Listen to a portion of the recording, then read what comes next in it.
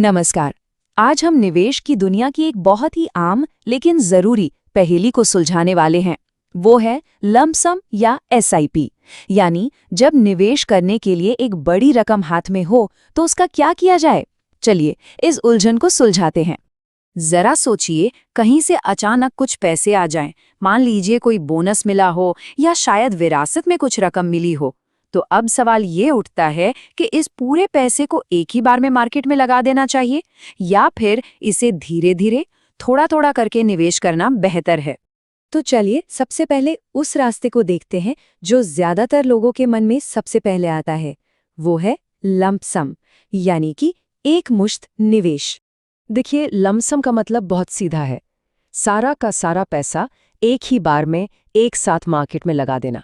मतलब अगर 1 लाख रुपए है तो वो पूरा का पूरा 1 लाख एक ही दिन में इन्वेस्ट हो गया। सीधे शब्दों में कहें तो ये अपने सारे पत्ते एक साथ टेबल पर रख देने जैसा है, इस उम्मीद में कि आपकी टाइमिंग एकदम सही बैठेगी।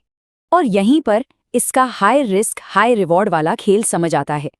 अगर निवेश के ठीक बाद बाजार ऊपर चला गया तो जबरदस्त फायदा हो सकता है, क्योंकि सारा पैसा पहले दिन से ही काम पर लग गया।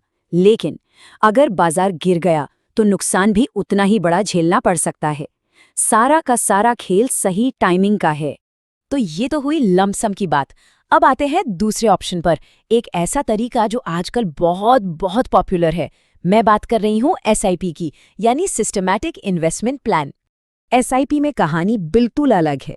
यहाँ पर उसी 1 लाख रुपए को एक साथ नहीं, बल्कि छोटे छोटे हिस्सों में नियमित तौर पर निवेश किया जाता है। जैसे हर महीने 10-10 हजार रुपए अगले 10 महीनों तक। इसमें बाजार के लेवल की चिंता किए बिना एक तय तारीख को एक तय रकम इन्वेस्ट होती रहती है।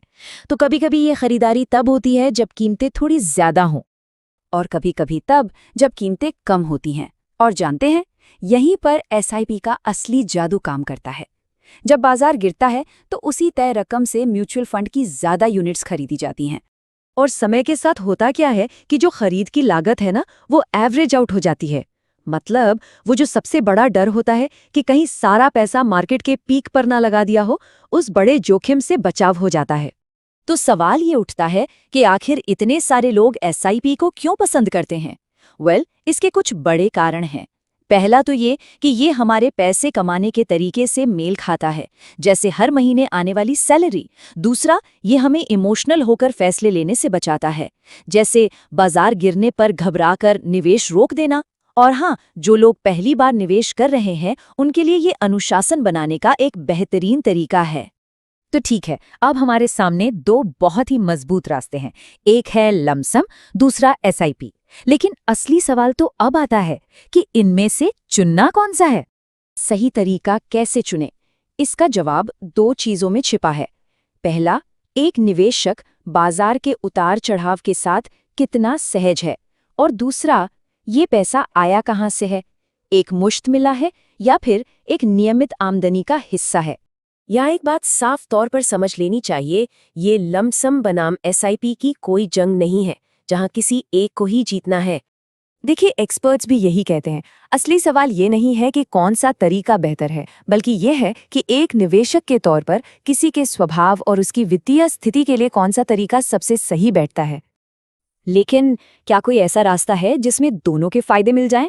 बिल्कुल है, और कई समझदार निवेशक ठीक यही करते हैं। इसे हाइब्रिड अप्रोच कहते हैं।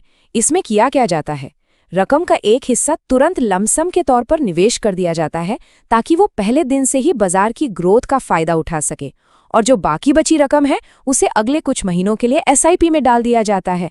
इससे जोखिम भी कम हो जाता है।